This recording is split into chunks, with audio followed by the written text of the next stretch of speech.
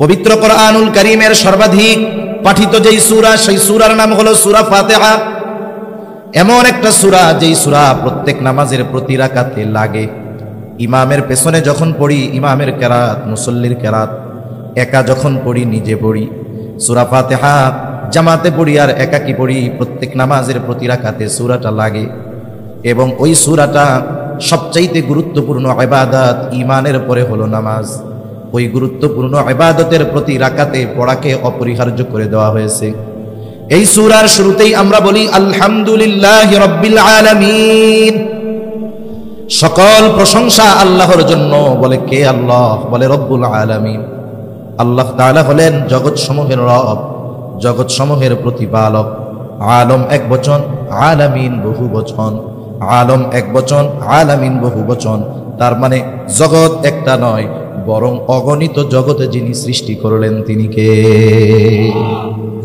মহাকাশ নিয়ে গবেষণা করে, বিশেষ করে যেই সংস্থাগুলো মহাকাশ নিয়ে গবেষণা করে, যে আকাশে কি কি আছে, অনুসন্ধান করে, তালাশ করে, এর মধ্যে সবচাইতে প্রসিদ্ধ যেটা সেটা হলো নাসা। আর আমাদের দেশে একটা আছে, এটার নাম হলো স্পারসো, মহাকাশ গবেষণা কেন্দ্র। কিন্তু আমাদের দেশ নাসার চাইতে অ্যাডভান্স। নাসা যেটা কল্পনাও করে নাই, আমাদের মহাকাশ গবেষণার কেন্দ্রে ওইটা অলরেডি চিন্তা ভাবনা করা হয়ে গেছে। আমরা অ্যাডভান্স আরো। কেন? আচ্ছা বলেন তো, আপনি যদি ডাক্তাররে ইঞ্জিনিয়ারিং এর দায়িত্ব দেন, ওই ডাক্তার কি ইঞ্জিনিয়ারিং বা ইঞ্জিনিয়ারের কাজ সে করতে পারবে? যত ভালো ডাক্তার হোক, সে কি ইঞ্জিনিয়ারের কাজ করতে পারবে?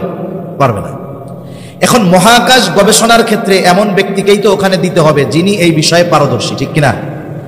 আর আমাদের বাংলাদেশে যেই মহাকাশ গবেষণা আছে, ওইটার যিনি মহাপরিচালক তিনি একজন কৃষিবিদ। কৃষিবিদের কাজ কি? উনি গবেষণা করেছেন যে ফসলগুলায় পোক ধরে, কি কাজ করলে ওই ফসলে আর পোকা ধরবে না, কি কি পদ্ধতি প্রয়োগ করলে জমিনে ফলন ভালো হবে, এই কাজ ওনার না? এবং আপনারা মাঝে মধ্যে শুনে থাকেন যে মঙ্গল গ্রহে মানুষের বসবাসের ব্যবস্থা করা হবে, মাঝে মধ্যে এরকম শুনেন না? মানুষ বসবাস করতে হলে যেখানে বসবাস করবে সেই জায়গায় খাবারের ব্যবস্থা করতে হবে না? খাবারের ব্যবস্থা যদি করতে হয় চাষাবাদ লাগবে না? এখন ওই মঙ্গল গ্রহে চাষাবাদ কারা করবে? এই চিন্তা কইরা বাংলাদেশে মহাকাশ গবেষণা কেন্দ্রে একজন কৃষিবিদকে নিয়োগ দেওয়া হয়ে গেছে। তাইলে নাসা অ্যাডভান্স নাকি আমরা অ্যাডভান্স? আমাদের দেশের অবস্থা এইরকম, যেখানে যাকে দরকার সেইখানে তাকে না দিয়া, যে যেটার উপযুক্ত নয় ওইটা তারে দিয়া রাখছে। দেশের অবস্থা এরকম, সেজন্যই তো অবস্থা খারাপ। আল্লাহ সহি বুঝ দান করেন, বলিয়া আমিন। মহাকাশ গবেষণা করে পৃথিবীর সবচাইতে প্রসিদ্ধ যেই প্রতিষ্ঠান সেটা হলো নাসা। মাঝে মধ্যে গবেষণা করে দেখেন, আমাদেরকে বলে যে পৃথিবী থেকে 1 কোটি আলোকবর্ষ মাইল দূরে একটা গ্রহের সন্ধান পাওয়া গেছে, একটা জগতের সন্ধান পাওয়া গেছে, এবং ওই জগতে প্রাণীর অস্তিত্ব থাকতে পারে। যখন পত্রিকায়, টেলিভিশনে, মোবাইলে ফলাও করে প্রচার করা হয়, তখন আমরা অবাক হয়ে যাই, হতভম্ব হয়ে যাই। আহারে, আরো মনে হয় জগৎ আছে।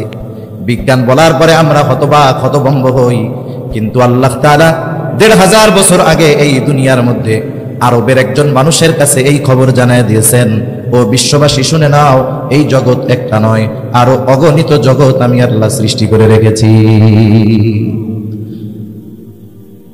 আল্লাহ রাব্বুল আলামিন হলেন সেই জগৎ সমূহের রব, প্রতিপালক। আমার আপনার নবীর ব্যাপারে আল্লাহ তাআলা বলেন, ওয়ামা আরসালনাকা ইল্লা রাহমাতাল লিল আলামিন। আপনাকে আমি জগৎ সমূহের জন্য রহমত হিসাবে প্রেরণ করেছি। তাহলে জগৎ সমূহের রব, প্রতিপালক হলেন আল্লাহ, আর জগৎ সমূহের জন্য রহমত হলেন মুহাম্মদুর রাসূলুল্লাহ। আল্লাহ তাআলা যেই জায়গার রব, আমার আপনার নবী সেই জায়গারই রহমত। সৃষ্টিকুলে 1 ইঞ্চি জায়গা বাকি নাই যে এই জায়গার রব আল্লাহ তাআলা নয়, এরকম কোন জায়গা গোটা সৃষ্টি জগতের কোন জায়গায় আছে? তাহলে সৃষ্টি জগতের 1 ইঞ্চি জায়গা বাকি নাই যেই জায়গার রহমত মুহাম্মদুর রাসূলুল্লাহ সাল্লাল্লাহু আলাইহি ওয়াসাল্লাম নয়। সুবহান। এই রহমাতুল লিল আলামিন হওয়ার কারণে কাফেররাও উপকৃত হয়। কিয়ামত পর্যন্ত যত কাফের আসবে এরাও উপকৃত হবে। নবীজির সময় যারা ছিল কাফের, এরাও উপকৃত হয়েছে। বলে কেমনে? সহিহ মুসলিম থেকে শোনাই আপনাদের। আবু জেহেল একদিন নবীজিকে শোনায়া শোনায়া আল্লাহ তাআলার কাছে দোয়া করতেছে। আবু জেহেল আল্লাহর কাছে দোয়া করে, প্রথম প্রশ্ন হইল, আবু জেহেল তো কাফের, ও আল্লাহর কাছে দোয়া করে কেন? জবাব হলো, ওরা যদিও কাফের বলি, ওরা তো মুশরিক ছিল, মুশরিক, কিন্তু আল্লাহ তাআলার অস্তিত্বে তারা বিশ্বাসী ছিল। বাস্তবতা হলো, যদিও আল্লাহ তাআলার অস্তিত্বে বিশ্বাসী ছিল, কিন্তু এমন কিছু শিরিক করার কারণে তারা শিরিক করেছে, যার কারণে তাদের ওই বিশ্বাস নষ্ট হয়ে গেছে, ওই বিশ্বাসের কোনো মূল্য আর বাকি থাকে না। আল্লাহ তাআলা কোরআনুল কারীমের মধ্যে বলেন, وَلَئِنْ سَأَلْتَهُمْ مَنْ خَلَقَ السَّمَاوَاتِ وَالْأَرْضَ لَيَقُولُنَّ اللَّهُ। আল্লাহ তাআলা বলেন, আপনি যদি মক্কার মুশরিকদেরকে জিজ্ঞাসা করেন, মান খালাকাস সামাওয়াতি ওয়াল আরদ, আসমান এবং জমিনের স্রষ্টা কে, আপনার প্রশ্নের জবাবে তারা কি বলবে? আল্লাহ তাআলা নিজেই জানায় দেন, দুইটা তাকিদ যোগ করে। আল্লাহ তাআলা বলেন, লায়াকুলুন্নাল্লাহ, অবশ্যই অবশ্যই তারা বলবে আসমান এবং জমিনের স্রষ্টা হলেন আল্লাহ। এরপরে আল্লাহ তাআলা বলেন, আপনি যদি মক্কার মুশরিকদেরকে জিজ্ঞাসা করেন, মান নাযালা মিনাস সামাই মাআন ফাআহইয়া বিহিল আরদা বা'দা মাউতিহা, কে আসমান হতে পানি বর্ষণ করে, শুধু তাই না, ওই বর্ষিত পানির দ্বারা কে মৃত জমিনকে পুনরায় পুনরুজ্জীবিত করে। এখন তো চাষাবাদের সিজনে যদি বৃষ্টি নাও হয়, কারেন্ট থাকলে হেভি পাওয়ারের মোটর দিয়ে পানি উত্তোলন করে পানির চাহিদা পূরণ করা হয়। অনেক সময় ডিজেল ইঞ্জিন, স্যালো মেশিন দিয়ে করা হয়। একটা সময় মক্কার মুশরিকরাও আসমান ওয়ালার আসমানি পানির জন্য অপেক্ষা করত, যে পানি বর্ষিত হবে, শুকনো ফেটে চৌচির হয়ে যাওয়া ফসল চাষাবাদের অনুপযুক্ত জমিনটা ফসল চাষাবাদের উপযুক্ত হয়ে উঠবে। নবীজিকে আল্লাহ তাআলা বলেন, আপনি যদি তাদের এই কথা জিজ্ঞাসা করেন, কে আসমান হতে পানি বর্ষণ করে, ওই পানির দ্বারা কে মৃত জমিনকে পুনরায় পুনরুজ্জীবিত করে, অর্থাৎ ফসল চাষাবাদের উৎপাদনের অনুপযুক্ত জমিনটাকে আসমানের পানি দ্বারা কে উপযুক্ত করে তুলে, ওরা ওদের দেব দেবীদের কথা বলবে না, কি বলবে? বলে লায়াকুলুন্নাল্লাহ, অবশ্যই অবশ্যই তারা বলবে, এগুলো যিনি করেন তিনি কে? আল্লাহ তাআলাই করেন। এরপর আল্লাহ তাআলা আরেক জায়গায় বলেন, ওয়ালাইন সাআলতাহুম মান খালাকাহুম লায়াকুলুন্নাল্লাহ, আপনি যদি তাদেরকে জিজ্ঞাসা করেন তাদের স্রষ্টাকে, আমাদের দেশ সহ গোটা দুনিয়ায় অনেক মানুষ আছে যারা স্রষ্টায় অবিশ্বাসী। তারা বলতে চায় এই পৃথিবী এমনিতেই সৃষ্টি হয়েছে, নাউজুবিল্লাহ। তারা বলতে চায় যে স্রষ্টা বলে কিছু নাই। বিষয় হলো, অনেক সময় আছে একটা বিষয়ে অস্বীকার করার দ্বারা বাকি সব বিষয়ে অটোমেটিক অবিশ্বাস করা হয়ে যায়। কেউ যদি স্রষ্টাকে অবিশ্বাস করে, তাহলে স্রষ্টার যত সৃষ্টি আছে সবই অবিশ্বাস করা হয়ে যায়। জান্নাত, জাহান্নাম, পরকাল, আখিরাতে সব অবিশ্বাস হয়ে গেছে। নাস্তিক যারা, এরা বলে স্রষ্টা বলে কিছুই নাই, নাউজুবিল্লাহ। কিন্তু মক্কার মুশরিকরা এই কথা বলতো না। আল্লাহ তাআলা বলেন, আপনি যদি তাদের জিজ্ঞাসা করেন মান খালাকাহুম, তাদেরকে কে সৃষ্টি করেছে, আল্লাহ তাআলাই জানায় দেন লায়াকুলুন্নাল্লাহ, অবশ্যই অবশ্যই তারা বলবে আমাদের স্রষ্টা হলেন আল্লাহ। তাহলে মক্কার মুশরিকরা আল্লাহ তাআলার অস্তিত্বে বিশ্বাসী ছিল, এই সাক্ষ্য স্বয়ং আল্লাহ তাআলা দিয়েছেন। শুধু তাই না, আল্লাহ তাআলার কাছে আবু জেহেল দোয়া করতেছে। নবীজি এক হাদিসের মধ্যে বলেন, আবু জেহেল আল্লাহ তাআলার কাছে দোয়া করেছে এবং আল্লাহ তাআলা আবু জেহেলের দোয়াও কবুল করেছে। বদরের দিন সকালবেলা যুদ্ধ শুরুর প্রারম্ভে আবু জেহেল আল্লাহ তাআলার কাছে দোয়া করতেছে, বলে, আল্লাহ, আজকের এই দিনে যারা হকের উপরে আছে, সত্যের উপরে আছে, আপনি তাদেরকে বিজয় দান করবেন। নবীজি বলেন, আল্লাহ তাআলা আবু জেহেলের দোয়া কবুল করেছে। বদরের দিন যারা হকের উপরে ছিল, সত্যের উপরে ছিল, আল্লাহ তাআলা তাদেরকে বিজয় দান করেছে। এখন দ্বিতীয় বিষয় আসেন, দোয়াটা করতেছে কি? নবীজিকে শোনায়া শোনায়া আল্লাহ তাআলার কাছে দোয়া করে, বলে, আল্লাহ, আপনি যদি সত্যই এই কোরআন নাজিল করে থাকেন, তাহলে আমাদের উপরে পাথর বর্ষণ করেন অথবা যন্ত্রণাদায়ক শাস্তি দেন। দোয়াটা কি করছে দেখছেন? কি দোয়া করছে? যে আপনি যদি সত্যই মুহাম্মদ সাল্লাল্লাহু আলাইহি ওয়াসাল্লামের উপরে কোরআন নাজিল করে থাকেন, তাহলে আমাদের উপরে পাথর বর্ষণ করেন, নইলে যন্ত্রণাদায়ক শাস্তি দেন। প্রথম বিষয় হইল, অনেক সময় আছে আমি যদি আল্লাহ তাআলার কাছে কিছু চাই, পাবলিকরে শুনাইয়া আমার এই চাওয়ার দরকার আছে, আমি গোপনে নিবৃত্তে আল্লাহর কাছে বলতে পারি। আবু জেহেল গোপনে গোপনে বলতে পারতো, আল্লাহ, আপনি কোরআন শরীফটা মুহাম্মাদের উপরে নাজিল করলেন, সত্যই যদি আপনি নাজিল করে থাকেন, তাইলে আমারে পাথর মেরে শেষ করে দেন। এখন কথা হইলো, এটা নবীজিকে শোনায় শোনায় বললো কেন? আসলে আবু জেহেল মূলত যা বলতে চায়, মূলত আল্লাহকে বলতেছে যে, আল্লাহ, আপনি লোক আর পান নাই, মুহাম্মদ এর সাথে তো লোকজন নাই, আমার পেছনে তো লোকজনের অভাব নাই, আমি তো মক্কার একজন নেতা, কত প্রভাব প্রতিপত্তি আমার, মক্কার মানুষ আমার কথায় উঠে আর বসে। আপনি লোকজন পান নাই, আর আপনি মুহাম্মাদের কাছেই কোরআন নাজিল করলেন, আর সত্যিই যদি করে থাকেন তাইলে আমাকে পাথর মেরে শেষ করে দেন। এখন এটা নবীজিকে শোনায় কেন বল? নবীজিকে শোনায় বলার কারণ হলো ও বুঝাইতে চায় বা বলতে চায় যে আসলে কোরআন নাজিলের উপযুক্ত আমি, ভুল করে আল্লাহ তোমার কাছে নাজিল করে ফেলছে। নাউজুবিল্লাহ কর।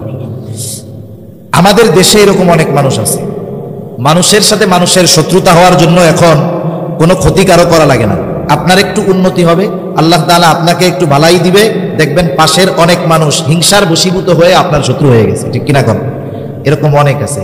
অনেক মানুষ হিংসায় পড়া এমনও বলে যে অমুকের ছেলে, ও বাবা এত বড় হুজুর হয়ে গেছে, অমুকের ছেলে এত বড় চাকরি বাকরি পাইছে, ও আল্লাহ এই খবর শোনার আগে আমি মরলাম না কেন?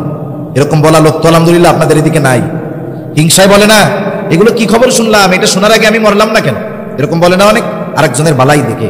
এখন বলেন তো ওই টাইমে যদি আজরাইল আইসা বলে যে আপনার তো মরতে মন চায়, তাহলে আমার লগে চলেন, তখন কি কইব? যে আসলে তো মরতে চাই নাই, এমনি এমনি কইছি আপনি। আসলে আবু জেহেলও শাস্তি আসুক চায় না, কিন্তু নবীজিকে তিরস্কার করে শোনায়া শোনায়া আল্লাহ তাআলার কাছে এই কথা বলতেছে। নবীজি চুপ, কিন্তু আল্লাহ তাআলা তো আবু জেহেলের কথার জবাব পাঠায় দিয়েছে। আল্লাহ রাব্বুল আলামিন জবাব পাঠায় দিয়েছেন। কেমন যেন আল্লাহ তাআলা বলেন, ও আবু জেহেল, তোমরা যেটা করো যা বলো তাতে তো তোমরা শাস্তির উপযুক্ত, আযাবের উপযুক্ত। এখন কথা হইল কেন তোমাদেরকে আযাব দেওয়া হয় না?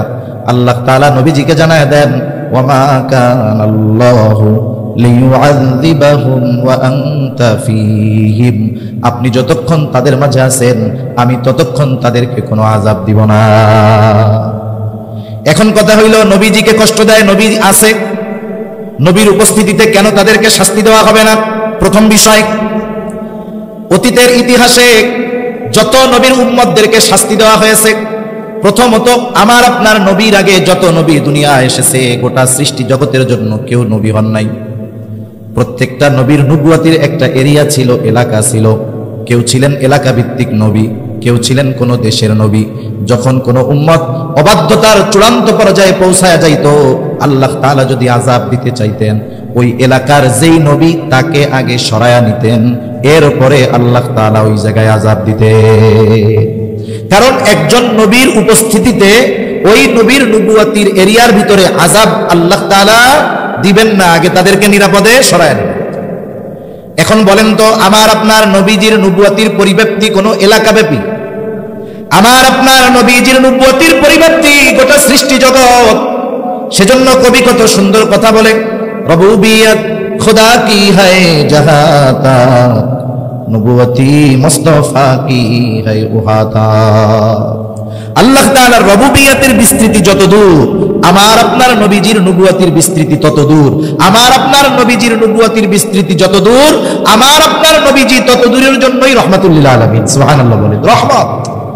এখন আল্লাহ তাআলা যে আযাব দিবে, গোটা সৃষ্টি জগতের একটা জায়গাও তো বাকি নাই যেই জায়গার রহমত নবী নয়। তাইলে নবীর উপস্থিতিতে আযাব দিতে হইলে আগে নবীকে সরায় নিতে হবে, নবুয়তির এরিয়ার বাইরে নিতে হবে। এরকম কোন জায়গা সৃষ্টি জগতে আছে? এই জন্য নবীজি রহমাতুল লিল আলামিন জমিনের উপরে আছে। ওই জমিনের উপরে আল্লাহ তাআলা আযাব দিবেন কেমনে? এই জন্য কাফেররাও বাইচা গেছে। অনেক সময় দেখবেন আমার আপনার ঘরেও বা পরিচিত জন, ছোট ভাই অপরাধ করে, অপরাধ, ওই জায়গায় একজন সম্মানিত ব্যক্তি আছে, অপরাধ করতেছে, তাকে শাস্তি দেওয়ার জন্য আমি রাগ হচ্ছি, দাঁত কিটমিট করতেছি, কিন্তু ওই সম্মানিত ব্যক্তি উপস্থিত থাকার কারণে তাকে আমরা কিছু বলি না। এইবার যখন ওই সম্মানিত ব্যক্তি চলে যায়, আমরা এবার ওকে বলি, তোর কপালটা ভালো রে, অমুকে আসিল, নাইলে তো তোরে একবারে ঠ্যাংটা ভাঙিয়ে দিতাম, বলি না? তার মানে অনেক সময় সম্মানিত ব্যক্তির সম্মান রক্ষার্থে অনেককে আমরা শাস্তি থেকে বাঁচায়া দেই, শাস্তি দেই না। নবীজি রহমাতুল লিল আলামিন হওয়ার কারণে এই কাফেররা নগদ শাস্তি থেকে বেঁচে গেছে, কিয়ামত পর্যন্ত বাঁচতেছে, কিয়ামত পর্যন্ত ওরা বাঁচবে। এটা নবীজির দোয়ার বরকত, নবীজি রহমাতুল লিল আলামিন হওয়ার কারণে এই সুবিধা তারাও ভোগ করতেছে। তাহলে কাফেররা যেই নবীর দ্বারা উপকৃত হয়, হচ্ছে, কিয়ামত পর্যন্ত হবে। সেই নবী তার উম্মতের ব্যাপারে কেমন ছিলেন? গোটা সৃষ্টি জগতের সব উম্মতের জন্য তার মায়া, বিশেষ করে মুমিনদের জন্য তো স্পেশাল মায়া। তাহলে সন্তান যত খারাপ হয় ওই সন্তানের জন্য মা বাবার পেরেশানি চিন্তা দোয়া তত বেশি হয়। এখন যদি বলি এই সন্তান তো খারাপ, এরা কেন বাদ দিয়ে দেয় না, এরা কেন দূরে ঠেলে দেয় না, বলে হুজুর ঠেলবে কেমনে দূরে, এটা তো সন্তান, মোহাব্বতের কারণে এই খারাপ সন্তানটা কেউ দূরে ফেলায় না। আরে ভাই, আমার আপনার মা বাবা আমাকে আপনাকে কত ভালোবাসে, আল্লাহর কসম তার চাইতে আমার আপনার নবী আমাকে আপনাকে আরো অনেক বেশি ভালোবাসে। আমি আমারে কত ভালোবাসি, আমি তো আমার জান্নাত জাহান্নাম নিয়ে টেনশন করি না, কিন্তু আমার চাইতে আমার নবী আমাদের জন্য বেশি চিন্তা করে উম্মত যেন জাহান্নামে না যায়। আচ্ছা, আসলে ভালোবাসে কে? মুখ দিয়া চাপা পিটাইলেই ভালোবাসা হয় না, মুখ দিয়া বললেই ভালোবাসা হয় না। আপনি কাকে বলবেন যে সে আপনারে ভালোবাসে? যে আপনার বিপদে পাশে থাকবে আপনি মনে করবেন সেই আপনারে ভালোবাসে, ঠিক না? মনে করেন আপনার একজন দোস্ত আছে, এমন বন্ধু সে শুধু আপনারে দেখলেই কয় বন্ধু তোমারে এত ভালোবাসি, তোমার জন্য যদি আমার জীবন দিতে হয় আমি জীবন দিতেই প্রস্তুত। এখন এই বন্ধুরে নিয়ে আপনি গেছেন পটিয়া গিয়া একজনের সাথে আপনার একটু দ্বন্দ্ব হয়েছে, কথাবার্তা কাটাকাটি হয়েছে। আপনি চিন্তা করতেছেন আমি তো আর একা না, আমার সাথে জান দেওয়া বন্ধু আছে, যেই বন্ধু আমার জন্য কি দিয়া দিবে? জান দিয়া দিবে। এই সাহসে তার সাথে আপনি একটু তর্ক বিতর্ক শুরু করছেন। তর্ক বিতর্কের ফাঁকে ডানে বামে তাকায় দেখেন সেই বন্ধু গায়েব হয়ে গেছে, বন্ধুর ছায়াও দেখা যাচ্ছে না। যাই হোক, ওই জায়গার মুসিবতটা গেছে। এবার আপনি বাড়িতে আসছেন, সিএনজি থেকে রাস্তায় নামছেন, আর ওই যে বন্ধু দৌড় দিয়া গিয়ে গলা জড়ায় ধরে বলে দোস্ত তোমারে খুব ভালোবাসি, তোমার জন্য জীবন দিয়া দিব। এখন আপনি কি করবেন? বন্ধু হাতের কাছে কিছু না পাইলে স্যান্ডেল খুলে আগে ওরে পিটাবেন যে তুমি আমার জন্য জীবন দিয়া দিবা না, মুসিবতে পড়ছি, বিপদে পড়ছি, বাহিরের লোক এসে সাহায্য করছে, আর সবার আগে তুমি আমার বিপদে ভাগছো, ঠিক কিনা বলেন? তার মানে বিপদের সময় যে আমার কাছে নাই, বাস্তবে সে আমাকে আপনাকে ভালোবাসে না। আল্লাহর কসম করে বললে ভুল হবে না, এই দুনিয়ার মুসিবত, দুনিয়ার বিপদ, এটা কোনো মুসিবত নয়, এটা কোনো বিপদও নয়। চোখ দুটা যখন বন্ধ হয়ে যাবে দুনিয়ার মুসিবত আর মুসিবত থাকবে না। আসল মুসিবত তো কিয়ামতের দিন। ওই মুসিবতের দিন দুনিয়ার কেউ আমার আপনার পাশে থাকবে না। কি হবে ওই দিনের অবস্থা? আল্লাহ তাআলা কোরআনুল কারীমের মধ্যে একটা চিত্র তুলে ধরে বলেন, ইয়াউমা ইয়াফিরুল মারউ মিন আখিহি ওয়া উম্মিহি ওয়া আবিহি ওয়া সাহিবাতিহি ওয়া বানিহি লিকুল্লি ইমরিইন মিনহুম ইয়াউমাইযিন শা'নুন ইউগনি। আল্লাহ তাআলা বলেন কিয়ামতের দিন ভাই ভাইয়ের থেকে পলায়ন করবে, ওয়া উম্মিহি ওয়া আবিহি, পিতামাতার থেকে পলায়ন করবে, ওয়া সাহিবাতিহি ওয়া বানিহি, স্ত্রী সন্তানদের থেকে পলায়ন করবে। অথচ এই দুনিয়ায় একটা মানুষ মা বাবার চেহারা দেখলে অন্তর শীতল হয়ে যায়, সন্তানের বাবা ডাক শুনলে হৃদয়টা শীতল হয়ে যায়, স্ত্রী সন্তানের চেহারা দেখলে চক্ষু দুইটা শীতলতা লাভ করে। কিন্তু কিয়ামতের দিন কেউ কারো সাথে দেখা হোক এটা কামনা করবে না। প্রত্যেকটা মানুষ নিজের চিন্তায় বিভোর থাকবে, সকলেই চিন্তিত থাকবে। আমার আপনার নবীজিও সেই দিন চিন্তিত থাকবে। সবাই চিন্তিত থাকবে নিজের জন্য, আর নবীজি চিন্তিত থাকবেন তার উম্মতের নাজাতের জন্য। সেই দিন মানুষেরা এমনটাও আল্লাহ তাআলার কাছে বলবে, আল্লাহ সারা দুনিয়ার সব মানুষকে জাহান্নামে দিয়ে হলেও আপনি আমাকে মাফ করে দেন। সেই দিন সকলে নিজের নাজাতের চিন্তা করবে, নিজে বাঁচার চিন্তা করবে। আর ওই দিন নবী কি করবে? একবার নবীজি দৌড়ায় চলে যাবেন হাউজে কাউসারের কাছে, না জানি তার কোনো উম্মত পানি পানে মাহরুম হয়ে যায়। আবার দৌড়ায় চলে যাবেন পুলসিরাতের কাছে, না জানি কোনো উম্মত পুল পাড়ি দিতে ব্যর্থ হয়ে যায়। আবার দৌড়ায় চলে যাবেন জাহান্নামের কাছে, না জানি কোনো উম্মতকে জাহান্নামে দিয়ে দেওয়া হয়। আবার একবার চলে যাবেন মিজানের কাছে, না জানি কোনো উম্মত ওজনে ধরা পড়ে যায়। আবার যখন সুপারিশ করার দরকার আল্লাহ তাআলার কাছে, সে বারবার উম্মতের জন্য সুপারিশ করতে থাকবে। সব নবী সবাই জান্নাত অভিমুখে রওনা হয়ে যাবে, জান্নাতের দোরগোড়ায় পৌঁছায় যাবে, জান্নাতের দরজা বন্ধ। জিজ্ঞাসা করা হবে কি ব্যাপার, জান্নাতের দরজা খোলো না কেন? জান্নাতের পাহারাদারেরা জবাব দিবে, যিনি আসলে খোলা হবে তিনি আসেন নাই। কে সে? বলে মুহাম্মদুর রাসূলুল্লাহ সাল্লাল্লাহু আলাইহি ওয়াসাল্লাম। কোথায় তিনি? হাসরের ময়দানে উম্মতের নাজাতের চিন্তায় চিন্তিত। নবী ততক্ষণ পর্যন্ত জান্নাত অভিমুখে রওনা হবেন না ততক্ষণ না তার ওই উম্মত যার মধ্যে যারা পরিমাণ ঈমান ছিল তার ব্যাপারেও যতক্ষণ না আল্লাহ তাআলার পক্ষ থেকে জান্নাতের নিশ্চয়তা নবী পাবেন ততক্ষণ পর্যন্ত নবী নিজে জান্নাতের উদ্দেশ্যে রওনা হবে না। এখন বলেন, ওই মুসিবতের দিন বাবা চিনবে, মা চিনবে, সন্তান চিনবে, কেউ চিনবে না, কিন্তু নবীজি আমাকে আপনাকে ভুলবে না। তাহলে বোঝা গেল নিঃসন্দেহে নবীজি আমাদেরকে সবচাইতে বেশি ভালোবাসে। এইরকম প্রত্যেকটা নবী তার উম্মতকে ভালোবাসে।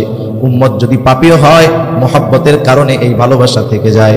ইব্রাহিম আলাইহিস সালাম উম্মতের প্রতি ওই মহব্বতের দাবি নিয়ে আল্লাহ তাআলার কাছে বলতেছে, ওয়ামান আসানি ফাইন্নাকা গফুরুর রহিম। ইব্রাহিম আলাইহিস সালাম বলে, আর যে আমার আনুগত্য করে নাই সেও তো আমার উম্মত।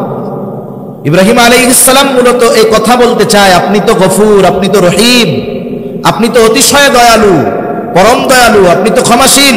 আপনি যদি চান আমার এই গুনাহগার বান্দাগুলোর উম্মতগুলোকেও মাফ করে দিতে পারেন। সুবহানাল্লাহ। মূলত এই দোয়া করতেছে, কারণ একই কথা ব্যক্তি স্থান পরিবর্তনের কারণে বাক্যবিন্যাস, শব্দবিন্যাসের পরিবর্তন ঘটে কি ঘটে না? মনে করেন আমি যদি একজন ছোট মানুষকে এই কথা বলি, মসজিদে নামাজ পড়তেছে, ফ্যান চলতেছে, ছোট মানুষ যে আমার বয়সে ছোট, আমি বের হয়ে যাচ্ছি, ও ছাড়া মসজিদে আর কেউ নাই, ছোট মানুষ, ওরে আমি বললাম, এই শোনো, বের হওয়ার সময় তুমি ফ্যানটা বন্ধ করে বের হবা। উদ্দেশ্য কি? বের হওয়ার সময় কি বন্ধ করে বের হবে? ফ্যান বন্ধ করে। এখন ওই জায়গায় যদি ছোট না হয়ে আমার চেয়ে বড় হয়, মুরব্বী হয়, তারে যদি আমি বলি যে বের হওয়ার সময় ফ্যান বন্ধ করে বের হবা, একই কথা ছোটর বেলায় খাটবে, বড়র বেলায় কি এটা খাটবে? এটা বেয়াদবি হয়ে যাবে না? এখন মুরব্বীরা কেমনে বলবো? চাচা যদি হয়, চাচা বের হওয়ার সময় ফ্যানটা বন্ধ করে বের হইলে ভালো হয়। কথা বললাম এই, কিন্তু উদ্দেশ্য কি? যে ফ্যানটা বন্ধ করে দিয়েন। ইব্রাহিম আলাইহিস সালাতু ওয়াস সালাম সরাসরি বলতেছেন আল্লাহ মাফ করে দেন, কিন্তু যা বলতেছে তাতে কি বোঝা যায়? যে আল্লাহ আপনি তো গফুর, আপনি তো রহিম, যারা আমার আনুগত্য করে নাই তারা তো আমার উম্মত, আমারই উম্মত, আল্লাহ আপনি মাফ করে দিয়েন। সুবহানাল্লাহ।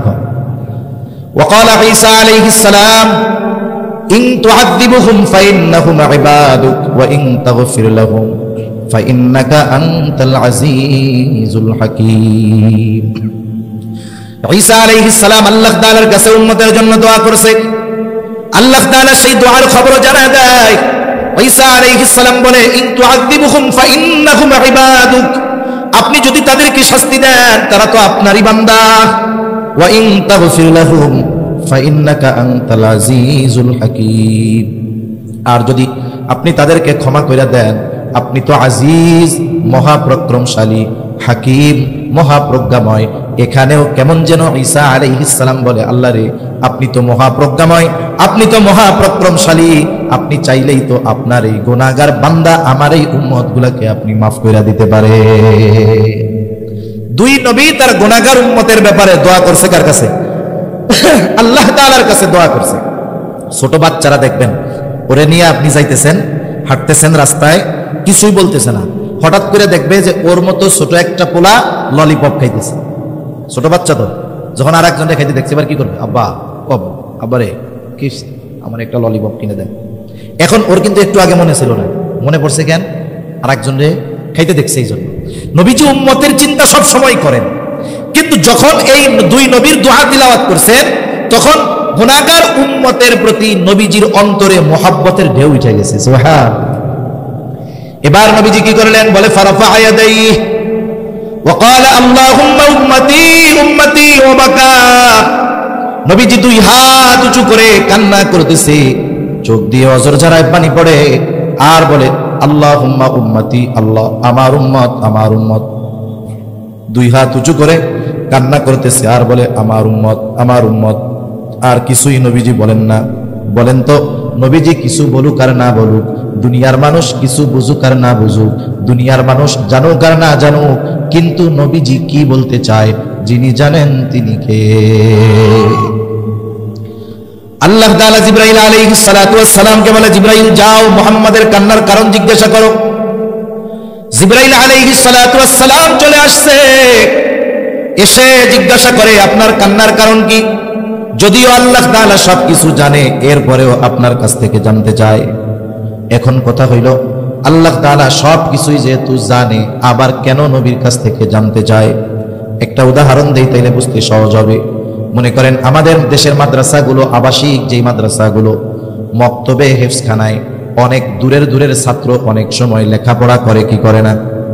মনে করেন আপনাদের মালিয়ারায় মাদ্রাসা, ওর বাড়ি মনে করেন পটিয়া, ও এখানে হেফজখানায় পড়ে, মাদ্রাসায় পড়ে। ছোট বাচ্চা বৃহস্পতিবার বিকাল বেলায় আসরের পরে হুজুরের সামনে আইসা বসছে, বৈশাখ কান্না শুরু করেছে, চোখ দিয়া পানি পড়তেছে। বলেন তো কোন মাদ্রাসার ছোট বাচ্চা যদি বৃহস্পতিবার আসরের পরে হুজুরের সামনে আইসা বৈশাখ কান্নাকাটি করে, এখন বলেন তো এই ছোট বাচ্চার কান্নার কারণটা কি হইতে পারে? বাড়ি যাওয়ার জন্য কান্নাকাটি করতেছে। এখন বলেন তো আপনারা, আমরা যদি ছাত্রের কান্নার কারণ বুঝি, ওই ছাত্রের যেই ওস্তাদ পড়ায় ওই ওস্তাদ ওর কান্নার কারণ জানে না? এখন ওস্তাদ জিজ্ঞাসা করে কি ব্যাপার, কান্না করো কেন? এখন ও আরো দুঃখে কান্নার গতি বাড়ায় দিচ্ছে। মনে মনে চিন্তা করে আমি যে কেন কানতেছি, হুজুর বোঝার পরেও কেন জিজ্ঞাসা করে, এই দুঃখে এখন কান্নার গতি আরো বেড়ে গেছে।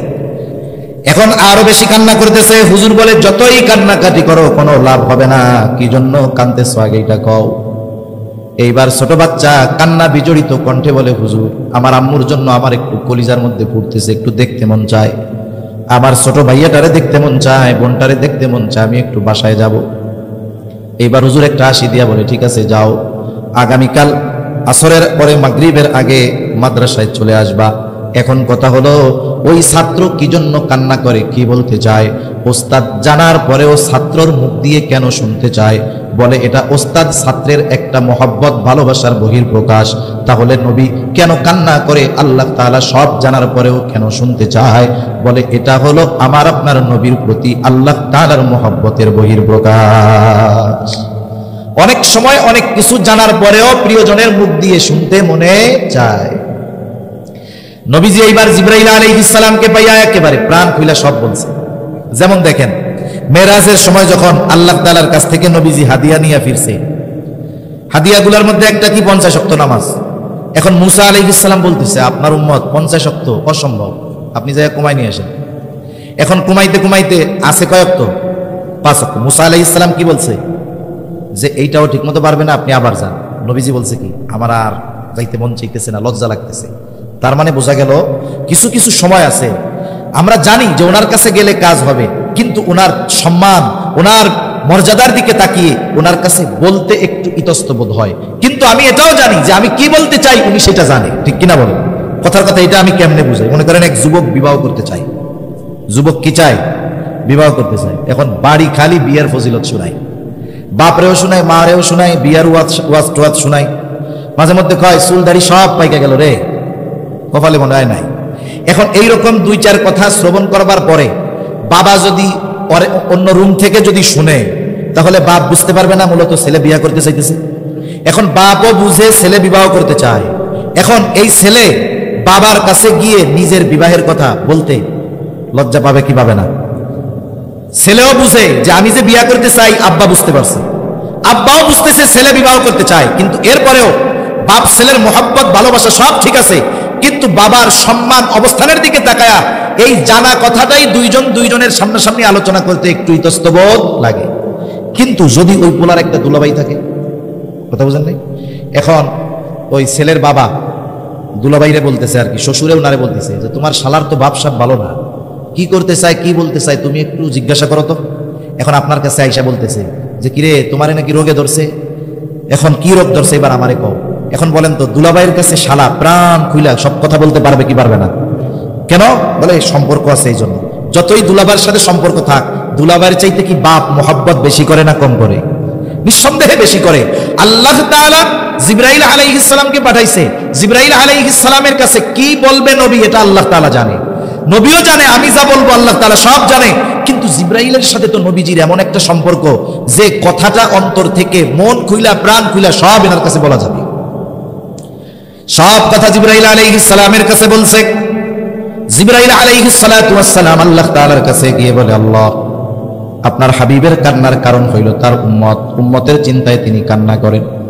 আল্লাহ তাআলা সব কথার জবাব এক কথা দিয়ে জানায় দিলেন যে যাও মুহাম্মদকে গিয়ে জানায় দাও আমি অচিরেই তাকে তার উম্মতের ব্যাপারে সন্তুষ্ট করব, আমি তাকে তার উম্মতের ব্যাপারে অসন্তুষ্ট করব না। সেই জন্য নবীজি যখনই সুযোগ পাইতেন উম্মতের ব্যাপারে আল্লাহ তাআলার কাছে বলতেন। মেরাজে গেছেন, নিজের জন্য নিজের পরিবারের জন্য বলেন নাই, ওইখানে গিয়েও আমার আপনার নবী আমাদেরকে ভুলে যান নাই।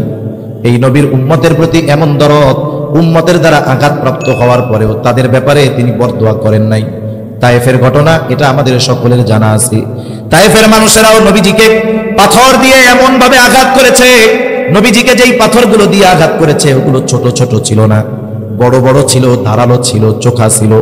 যখন ওই ধারালো পাথর, চোখা পাথর নবীজির গায়ে আঘাত করেছে, গায়ের মধ্যে ক্ষত হয়েছে, রক্ত বের হওয়া শুরু হয়ে গেছে। রক্ত বেয়ে বেয়ে পড়ে শরীরের পোশাক ভিজে গেছে।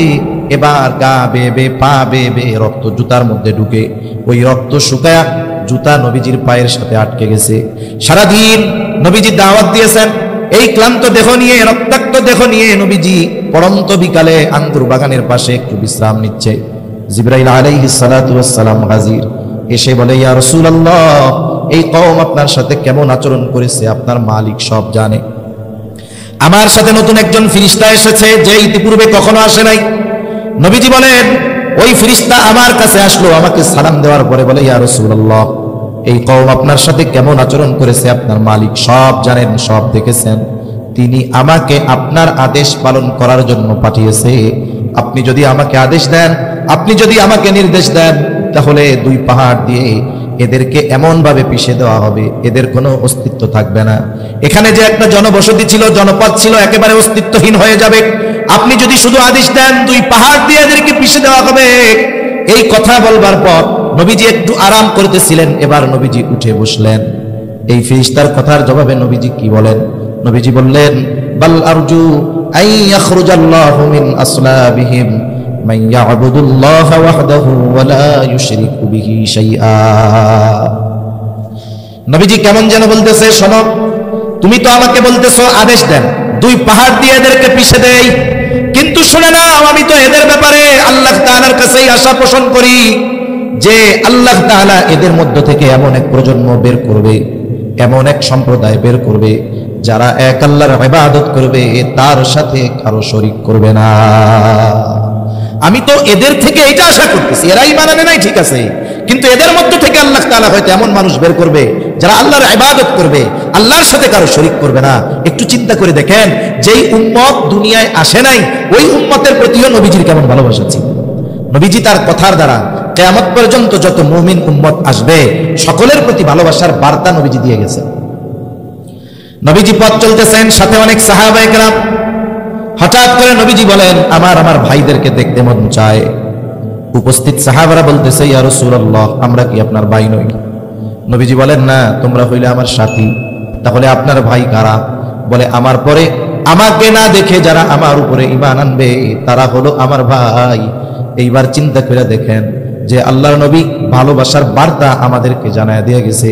এখন বিষয়টা হলো এইরকম, একটা হাদিস বলতে গেলে লম্বা সময় কথা বলা যাবে, কিন্তু কিছু বিষয় এইরকম আছে, একটা বিষয় হাজার মানুষের বলার চাইতে অনেক সময় একজন ব্যক্তির বলাটা বেশি গ্রহণযোগ্য হয় না? এরকম